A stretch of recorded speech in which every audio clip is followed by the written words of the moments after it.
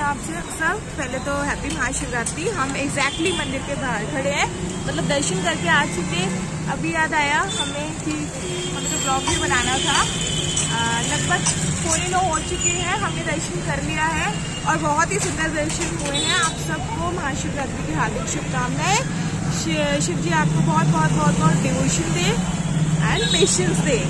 Happy Ekadashi. Hare Krishna. ये देखिए मंदिर से आके हम लोग, मैंने इनके लिए ब्रेकफास्ट बनाया था और उसके बाद अनफॉर्चुनेटली मेरा सिलेंडर खत्म हो गया। ओके, हम लोगों ने चिप्स खाए हुए हैं सुबह से और इसको थोड़ा सा और भी खिलाया है, बट अब कुछ नहीं है। अब देखते हैं, इसके पापा आते हैं तो कुछ अरेंजमेंट करते हैं। बुकिंग करवा रखी है बट अभी तक आया नहीं है। Let's see what happens. मतलब जब व्रत में परीक्षा होती है ना तो ऐसे होती है। ओके, ये देखो तो मैंने चादर बिछाई है और इसे फिर खराब कर दिया है। ये महाशिवरात्रि जो होती है, वैसे शिवरात्रि हर महीने आती है पर जो फागुन मास में आती है उसको महाशिवरात्रि बोलते हैं। इसकी कई कथाएं हैं। इस दिन शिव पार्वती जी का विवाह भी हुआ था और दूसरी बात समुद्र मंथन जब हुआ था तो जो समुद्र मंथन में जो विष निकला था वो महादेव ने पिया था, तो इसलिए महादेव भी बोलते हैं। और बहुत सारी कथाएं आती है, कुछ मैंने आपको बता दिया, कुछ आपने कहीं से पढ़ी होगी और हो सकता है कई लोग जो मैंने बताया इनमें से जानते भी होंगे। ठीक है, बट ये मतलब व्रत रख के बहुत अच्छा लग रहा है। मतलब बिफोर मैरिज जब लड़कियां रखती है शिव जी का तो कहते हैं कि अच्छा पति चाहिए। मैंने भी रखा था बट गॉड ग्रेस अच्छा मिला। ठीक है, और अब मैं रख रही हूँ कि मुझे डिवोशन चाहिए, ज्यादा डिवोशन चाहिए। वैसे विश अपनी बतानी नहीं चाहिए, दैट शुड बी हिडन। ठीक है, फुलफिल होने के बाद बतानी चाहिए। और महादेव वैष्णवों में परम वैष्णव है। ये इनके आराध्य है विष्णु भगवान, जिनका ये नाम जपते रहते हैं श्री राम जय राम। इनका फेवरेट मंत्र है राम रामेति रामेति रमे रामे मनोरमे सहस्त्र नाम तत्तुल्यम राम नाम वरानने। जब राम रक्षा स्तोत्रम आप पढ़ेंगे तो उसमें से आता है।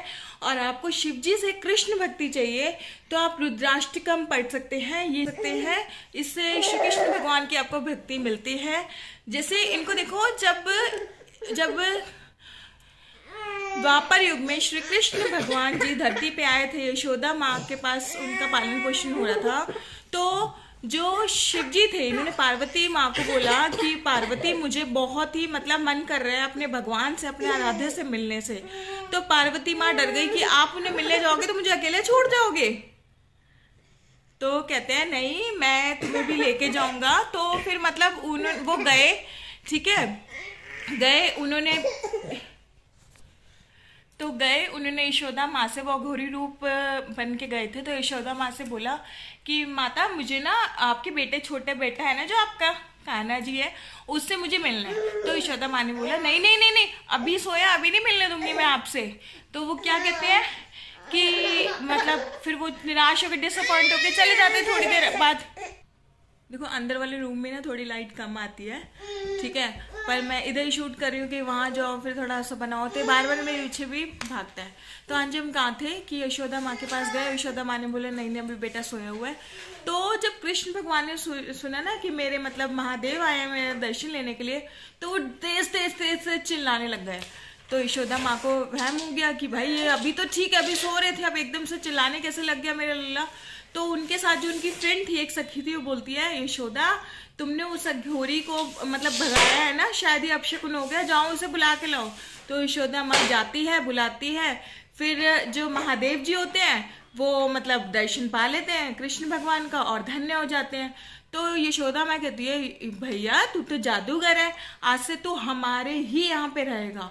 तभी से फिर वहां पे महादेव जी गोपेश्वर नाम से रहने लग गए। इसलिए आप जब भी वृंदावन जाएंगे तो गोपेश्वर आप जो मंदिर है महादेव जी का, वहां पे दर्शन कीजिए। उनका जो सारा श्रृंगार है, सारा जो मेकअप है गोपी की तरह होता है। मतलब गोपी की तरह उनको सजाया जाता है, इतना सुंदर मेकअप होता है, बहुत ही ब्यूटीफुल होते हैं। और गोपेश्वर मतलब गोपी जो एक सीक्रेट था, उनका सीक्रेट था ठीक है, वो अघोरी नहीं थे, वो एक्चुअली में महादेव थे, पर उन्होंने कुछ बताया नहीं। ये कुछ इंटरेस्टिंग चीजें हैं, जैसे उनका एक रूप है रुद्र अवतार, हनुमान जी का रूप है, उन वो मतलब he is full of devotion, उनसे भी हमें भक्ति मांगनी चाहिए। मेन इंपॉर्टेंट थिंग इज भक्ति, that is not material, that can not be finished at all. और सारी चीजें जैसे माँ मतलब पति दे दो, पत्नी दे दो, बच्चे दे दो, ये दे दो, कार गाड़ी, सब कुछ खत्म हो जाएगा। और भक्ति से आपको इतनी सेटिस्फेक्शन मिलती है, इतना पीसफुल होता है, इतना मतलब ट्रैंक्विल होता है, I can not explain in words. अब देख करती हूँ, मिलते हैं नेक्स्ट व्लॉग में, तब तक के लिए जय Shri Ram, God bless you, happy Mahashivratri.